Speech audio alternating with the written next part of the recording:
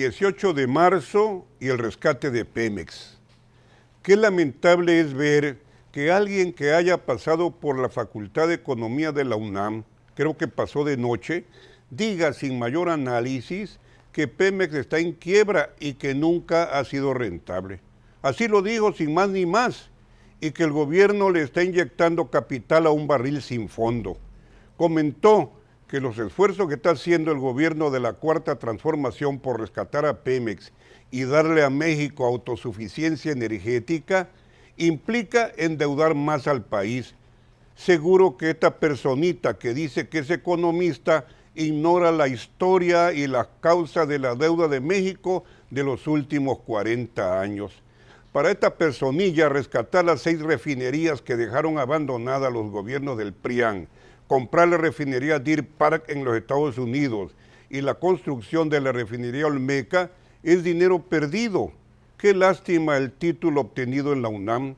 Solo de entrada le digo a esta personita que durante los 12 años que gobernó el PAN con Vicente Fox y Felipe Calderón, Pemex aportó al fisco un monto mayor a la deuda pública del gobierno mexicano.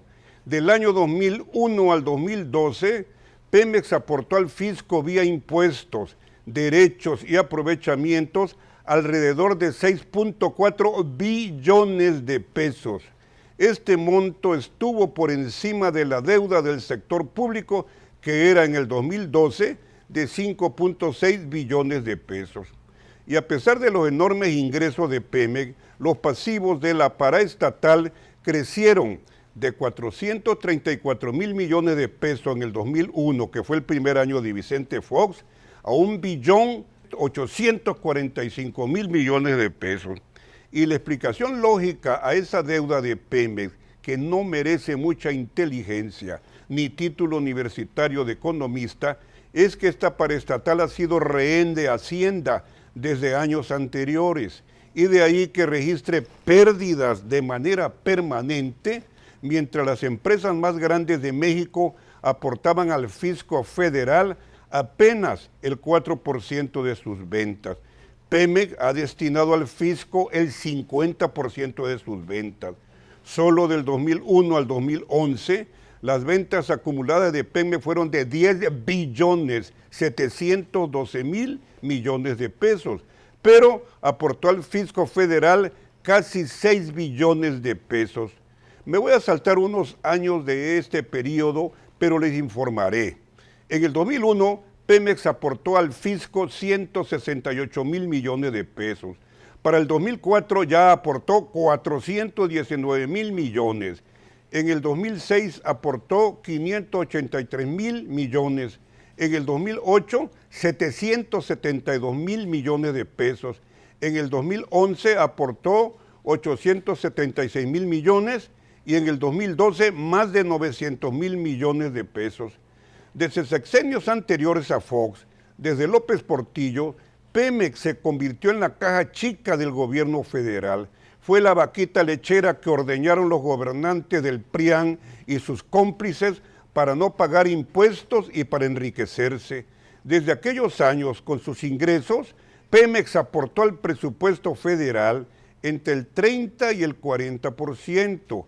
Ya en 1980, la paraestatal le aportó a la Secretaría de Hacienda vía impuestos 25% para el presupuesto federal, 26% en 1981 y 44% en 1982.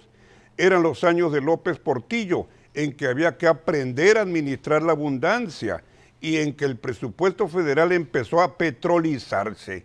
Y debido a esa petrolización del presupuesto federal, gracias a los billones que aporta Pemex al presupuesto, Calderón y Peña pudieron condonar de pago de impuestos a los hombres más ricos de México y a sus cómplices. Según la revista Proceso, dentro de los más favorecidos en el 2018 destacaron Carlos Slim, Bernardo Quintana y su grupo ICA, Salinas Pliego de TV Azteca, Emilio Azcárraga Gallín de Televisa, Carlos Jan González, David Martínez y David Peñalosa, estos dos últimos que ya aparecen en la lista privilegiada de la revista Forbes. Lo que ignora esta personilla además, que ello en su conjunto no solo significó un saqueo para Petróleo Mexicano, sino que ello ha significado un saqueo para los recursos petroleros de Tabasco, Campeche y Chiapas. Ya desde 1978, la expansión de la producción petrolera de la paraestatal se dio gracias al descubrimiento de importantes yacimientos en Comalcalco. Solo en este distrito se producía en esos años el 70% del total de la producción nacional de crudo y el 42% de la producción nacional de gas. Pero toda esa riqueza explotada en Tabasco fue para beneficiar a una burguesía chilango-norteña, dejando solo pobreza, contaminación y destrucción en su aparato agropecuario para el sureste de México.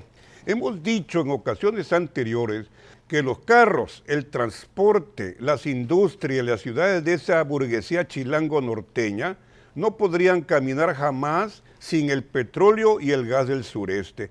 Y esa misma burguesía es la que se manifestó el pasado domingo, encabezada por el desprestigiado Alito y el burgués Claudio X González, en defensa de su nuevo partido, el INE. Recordemos que ese mismo Claudio, líder de los empresarios, les dijo a sus seguidores en meses pasados que para el sur no volteen a ver jamás. ¿Usted qué piensa?